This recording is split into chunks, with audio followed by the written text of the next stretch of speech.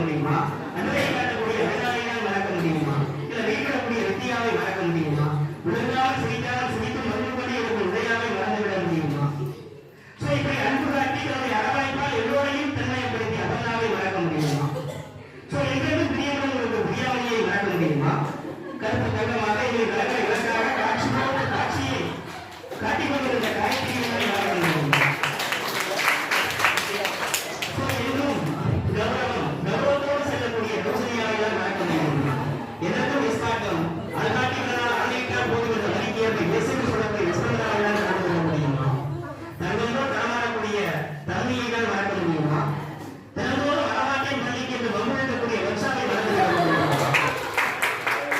என்னுடைய பாவத்தை பார்க்காமல் பதில தன்னுடைய விருப்பத்தை சொல்லக்கூடிய பிரேம்குமாரை மறக்க முடியுமா? அசால்ட்டாக ஒவ்வொரு நாளும் வந்ததை காட்டக்கூடிய அருண்குமாரை மறந்துவிட முடியுமா? இன்றும் கலைவகை கலை என்று சொன்னால் சிறந்த மாணவன் என்ற பெயர் எடுத்த கலையரசரை மறக்க முடியுமா?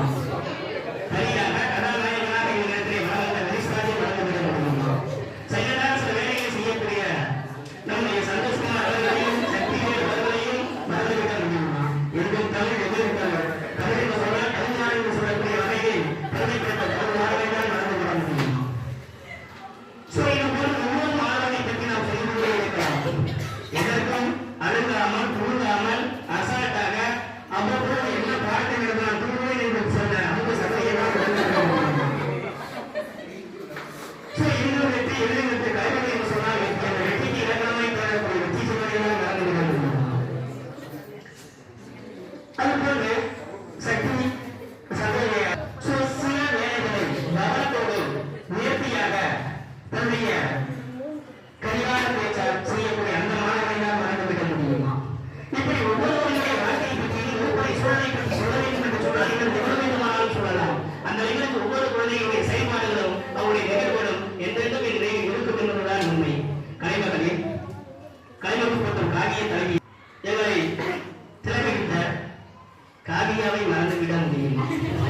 அனைத்து ஆசிரியரையும் பார்த்து பயப்படக்கூடிய ஒரு மாணவி யார் என்று சொன்னால் அது காவியா. காவியா என்று சொன்னால் தனி ஒரு நிலை, எல்லோருக்கும் ஒரு காவியா என்ற பாவம் தான் எங்களுக்கு நிலை. அந்த வகையிலே அனைவரையும் ஆக்கி படைத்த காவியாவினுடைய அந்த நிகழ்வுகளும் நிகழ்ச்சியும் மறந்துவிட முடியாது. இதைவிட இனியாய் முழக்கமிட்டு இனாய் குட்டிய இனியாவை மறக்க முடியாது.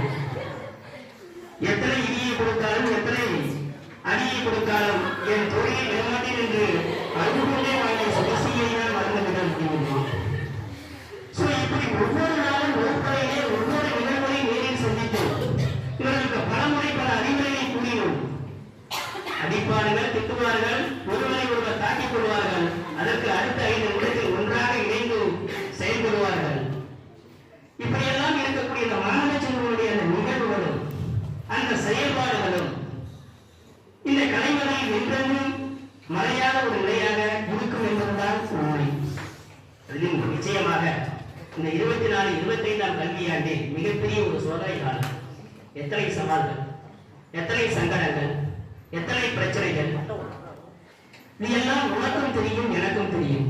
அத்தனையும் தாண்டி ஒவ்வொரு களத்திலே நின்று போராடி அந்த களத்திலே வெற்றி பெறுவதற்கெல்லாம் நான் உங்களிடத்திற்கு உங்களிடத்திலே உறுதுணையாக இருந்தோடு இருக்கிறோம்.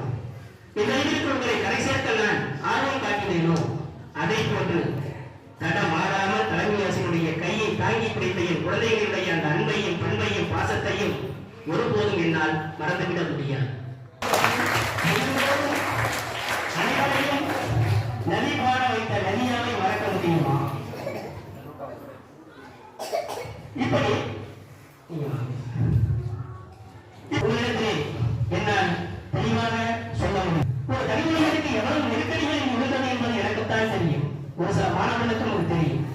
அந்த நெருக்கடிகளை எல்லாம் தாண்டி உங்களை கரை சேர்க்க வேண்டும் என்பதற்காக ஒரு தனி மனிதனுடைய சோகத்தையும் அவருடைய கஷ்டத்தையும் சில நேரங்களில் சொல்ல முடியாத ஒரு துயரமாக இருந்த போதிலும் என்னுடைய முழுமையான சிந்தனை உங்கள் மேலிருந்த அந்த நிலையின் காரணத்தால் செய்முறை தேர்வாக இருந்தாலும் சரி, கருத்தியல் தேர்வாக இருந்தாலும் சரி, வென்று காட்டினோம். தெளிவான சிந்தனை, தெளிவான பார்வை, சிந்தனை இதற்கெல்லாம் அடித்தளம் என்ன